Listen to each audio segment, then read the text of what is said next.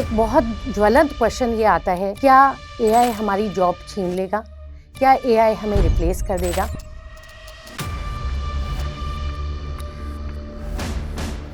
ये जो डर है, वो डर किस लिए पैदा होता है? डर जो हमारी लैक ऑफ नॉलेज है उससे पैदा होता है। आधार का यूज हमारे 150 करोड़ भारतीय कर रहे हैं अपनी आइडेंटिटी के लिए। तो why not AI democratization at scale? Definitely, AI has the power to strengthen human capability to its best. AI Bharat में कल की बात नहीं, AI भारत का आज है। इंडिया AI इम्पैक्ट समिट के तीनों सूत्र पीपल, प्रोग्रेस, प्लैनेट को हमें एक साथ लेकर आगे बढ़ना है।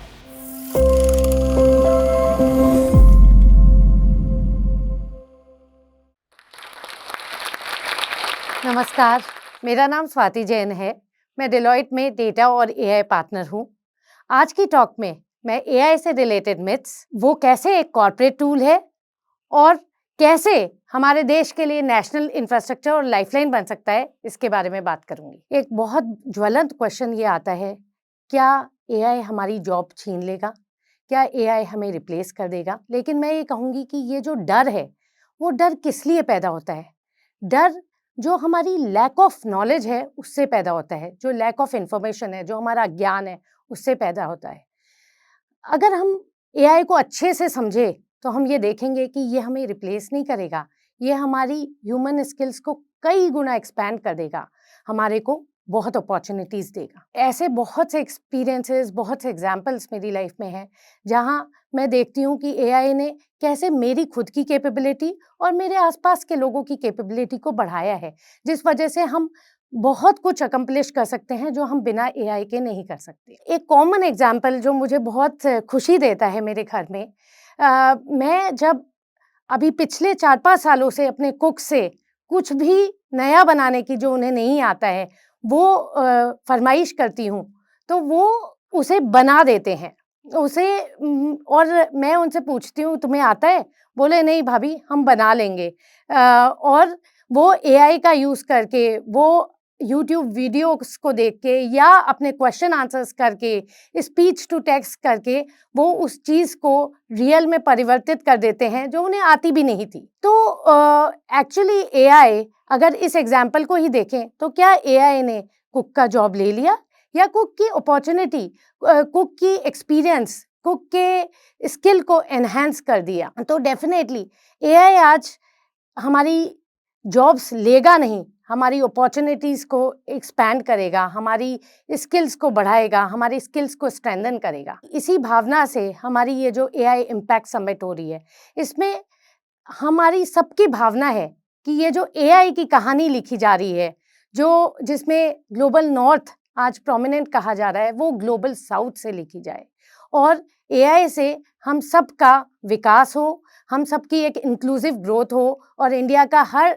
एक नागरिक प्रोग्रेस कर सके। अब घर से बाहर मैं आपसे देश की तस्वीर शेयर करती हूँ। आज देश में एआई में क्या-क्या हो रहा है। आज बहुत से पायलट प्रोजेक्ट्स बन रहे हैं, जिसका हमारा पूरा एफर्ट है कि हम उसे पॉपुलेशन स्केल पर ले जाएं। बहुत एक्सपेरिमेंटेशंस हो रहे हैं। हम चाहते हैं कि अब हम इम्प्लीमेंटेशन करके आगे बढ़ें। भारत के हर मिनिस्ट्री में, हर डिपार्टमेंट में एआई का यूज़ होने लगे और एआई के यूज़ से हम पूरे देश को प्रगति पथ पर ला सकें। अभी भारत में कुछ ऐसे एग्जाम्पल्स हैं, जैसे अगर हम आधार को लें, आधार का यूज़ हमारे 150 करोड़ भारतीय कर रहे हैं अपनी आइडेंटिटी के लिए। इसी तरह यूपीआई 50 करोड़ से ज़्यादा भारतीय यूपीआई का यूज़ कर रहे हैं और यूपीआई एक भारत के लिए ही नहीं, दुनिया के लिए एक बहुत ही सक्सेसफुल एग्जाम्पल बन चुका है। तो अगर भारत में ये सब कुछ हो सकता है, तो why not AI democratisation at scale? तो डेफिनेटली एआई हमारी कंट्री का नेक्स्ट बड़ा डिजिटल इंफ्रास्ट्रक्चर बन सकता है, जो सभी को प्रोग्रेस करने में बहुत ही हेल्प करेगा। लेकिन एआई की सक्सेस कैसे मापी जाए? जब एआई एक-एक सिटीजन को सशक्त बना सके, कैपेबल बना सके, उसका पोटेंशियल ला सके बाहर, तब रियल में एआई सक्सेसफुल होगा। और Definitely, AI has the power to strengthen human capability to its best. अभी जैसे हमने human capital को strengthen करने की बात की, तो मैं अपनी लाइफ के अर्लीस्ट एग्जाम्पल्स देती हूँ, जिसमें जब मेरे को पहली बार ये ख्याल आया कि हमें ह्यूमन कैपेबिलिटी को स्ट्रेंथन करना चाहिए। मैं जब स्कूल में हेड गर्ल थी, तब मैंने देखा कि अलग-अलग तरह की छात्र-छात्राएँ होती थी और कैपेबिलिटी तो बहुतों के पास होती थी, लेकिन वो रिसोर्सेज़ नहीं होते थे। किसी के पेरेंट्स ज़्यादा पढ़े-लिखे होते थे, ज़्यादा सक्षम होते थे, कुछ बच्चे ट्यूशन कर सकते थे और स्पेशली मैंने देखा जैसे फिज़िक्स और साइंस के सब्जेक्ट्स में ट्यूशन की थोड़ी ज़्यादा ज़रूरत होती थी। जो बच्चे ट्यूशन कर लेते थे, उनका थोड़ा बेटर आ जाता था क्योंकि बिना ट्यूशन वालों के पास इतने साधन नहीं थे उस समय कि वो कुछ कॉन्सेप्ट्स जो उन्हें नहीं आ रहे हैं, उन्हें बेहतर तरीके से समझ सकें। तो तब मुझे लगा कि डेफ़िनेटली अपॉर्च्युनिटीज़ लोगों को कम मिलती है और आज एआई के ज़माने में मुझे लगता है कि अगर एआई तब होता तो डेफ़िनेटली हमारे क्लास के कई और बच्चे आईआईटी में जाते। इसके अलावा जब मैं पर्सनल लाइफ़ जब मैं और आगे बढ़ी तो मैंने और ऐसे तरीके देखे जहाँ मुझे लगता है कि एआई अगर तब होता तो बहुत ही रेलेवेंट होता।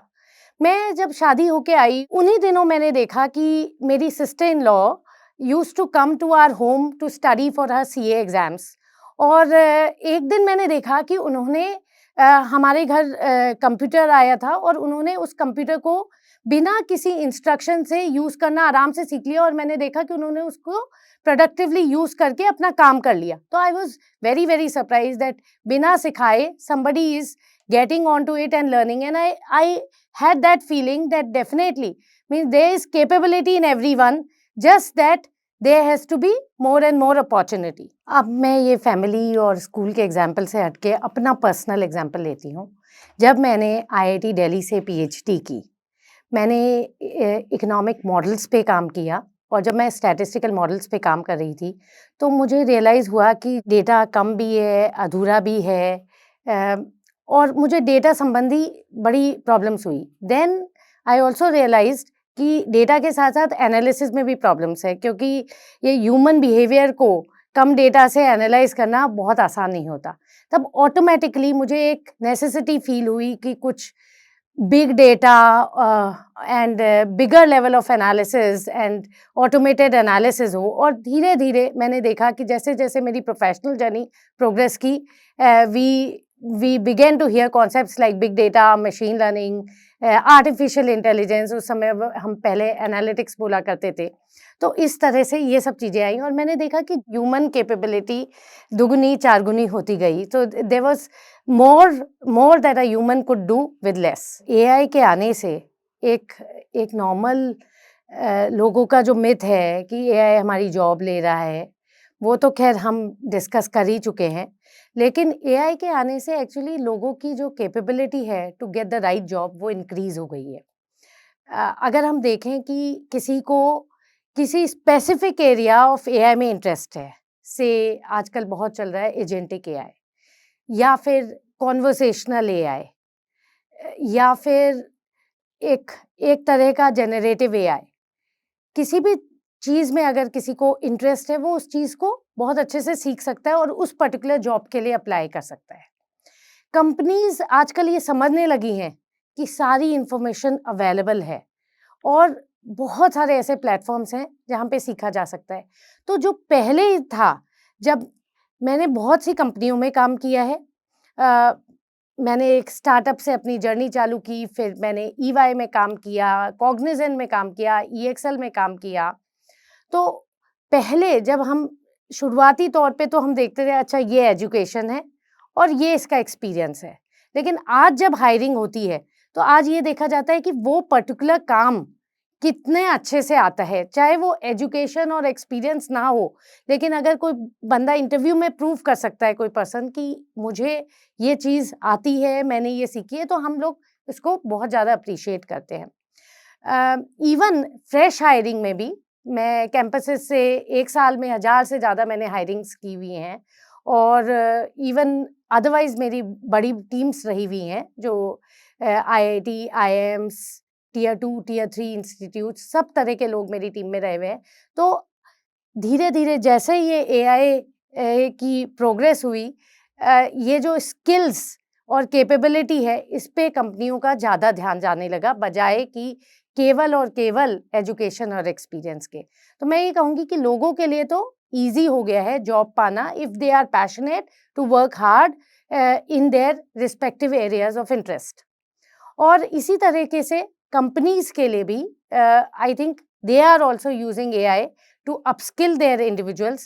Also, at the back end, AI is also often used to see that they are doing the right kind of recruitment, and also वो अपने recruitment की pace भी बढ़ा रहे हैं using AI techniques. So AI के आने से चाहे वो job seeker हो चाहे वो job giver हो, दोनों ही facilitate हुए हैं और AI ने दोनों का ही काम आसान बनाया है। अभी तक हमने बात की कि AI कैसे corporate tool की तरह यूज हो रहा है। अब हम बात करते हैं कि एआई को नेशनल इंफ्रास्ट्रक्चर कैसे बनाया जा सकता है। इसमें जो इंडिया एआई इम्पैक्ट समिट हो रही है, उसमें जो टियर टैलेंट पिरामिड की बात की जा रही है वो बहुत ही लॉजिकल है और बहुत ही अप्रिशिएबल है। अगर हम देखें उस टैलेंट पिरामिड में, तो जो बेस है उसमें मास एआई लिटरेसी की बात हो रही है। फ्यूचर स्किल्स प्राइम जैसे जो गवर्नमेंट के प्लेटफॉर्म्स हैं वो एआई की एजुकेशन मासेस तक पहुंचाने के लिए बहुत काम कर रहे हैं और बहुत स्पेशलाइज्ड एआई एजुकेशन प्रोवाइड कर रहे हैं। इससे एआई का democratisation across the country possible होगा। अगर हम बीच में आते हैं, पिरामिड के बीच में, तो एआई डेटा लैब्स टियर 2 और 3 सिटीज़ में क्रिएट की जा रही हैं और उसमें जो एफर्ट है वो ये है कि वर्कफोर्स ऐसा क्रिएट हो who are able to do data annotation, data curation, model refinement jobs etc. तो उससे क्या होगा कि एम्प्लॉयमेंट तो उन्हें मिलेगा ही, साथ में नेशनल एआई इंफ्रास्ट्रक्चर भी क्रिएट होगा। और जो टॉप ऑफ द पिरामिड है वो है regarding creating global excellent AI researchers from the country, और इसलिए पीएचडी करने वाले स्टूडेंट्स को उसमें काफ़ी सपोर्ट दिया जा रहा है so that India doesn't remain a consumer of AI models but also becomes a creator and we develop our own IP in that area. हमने अभी पिरामिड की बात की, एक चीज़ हमें उसमें याद रखनी है कि human in the loop has to be central to any ideology relating to AI development. अब हम देखें कि हम इन सारे एफर्ट्स को कैसे असरदार बना सकते हैं। तो उसके लिए ह्यूमन को सेंट्रल रख के एकेडमिया, गवर्नमेंट और इंडस्ट्री को एक साथ काम करना होगा। तो अगर हम इंडस्ट्री की बात करें तो इंडस्ट्री में एआई की जो हायरिंग हो रही है उसके साथ साथ एआई के कैपेबिलिटी डेवलपमेंट पे बहुत फोकस करना पड़ेगा। मैंने जितनी कंपनीज में काम किया है, मोस्टली एआई फोकस कंपनीज हैं, उसमें नॉन स्टॉप एआई की ट्रेनिंग्स चलती रहती हैं और हर इंडिविजुअल के पास मौका है टू अपस्किल इन एआई। तो इंडस्ट्री को ये करना है कि वो लोगों को तो एआई में स्किल करे ही साथ अपने सीएसआर और इनिशिएटिव से ये अपनी नॉलेज को बाकी अपने नेशनल लेवल पे भी साझा करे, जो मेरी कंपनी काफ़ी हद तक कर रही है।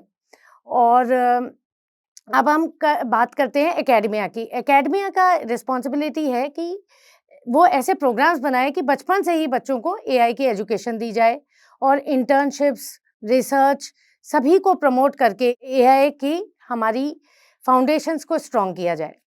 और अगर हम बात करते हैं गवर्नमेंट की, तो government has to take initiatives to incentivize all the public departments कि वो लोग एआई को यूज़ करने लगे, ज़्यादा से ज़्यादा प्रोजेक्ट्स लाएं जिससे एआई एक central part of the ecosystem बन सकें। रूरल अर्बन एरियाज़ जो हैं, सभी एरियाज़ में एआई को कैसे ज़्यादा से ज़्यादा प्रसार किया जा सकता है, इस चीज़ पे गवर्नमेंट को ध्यान देना पड़ेगा। तो ये सारे एफर्ट्स जब होंगे तो एआई एक लग्जरी नहीं रहेगा, मतलब हमारे इंडिया के हर सेगमेंट में वो एक लाइफलाइन बन जाएगा। और ये बहुत इम्पॉर्टेंट है कि इस लाइफलाइन के सेंटर में ह्यूमन जजमेंट हमेशा रहे। टॉक के आखिर में मैं आपसे ये बात कहना चाहूँगी कि एआई की सफलता हेडलाइन से नहीं मापी जाएगी, वो मापी जाएगी इंसानी ज़िंदगी के बदलाव से, जब हर भारतीय को शिक्षा, रोजगार और आगे बढ़ने का मौका मिले। विकसित भारत 2047, जहाँ एआई पीछे से काम करे और इंसान आगे बढ़े, क्लासरूम को सशक्त बनाए, करियर जो काबिलियत को पहचाने और समुदाय जो डरे नहीं बल्कि शामिल महसूस करे। एआई भारत में कल की बात नहीं, एआई भारत का आज है। इंडिया एआई इम्पैक्ट समिट के तीनों सूत्र पीपल, प्रोग्रेस, प्लैनेट को हमें एक साथ लेकर आगे बढ़ना है। एआई के साथ, सबका विकास।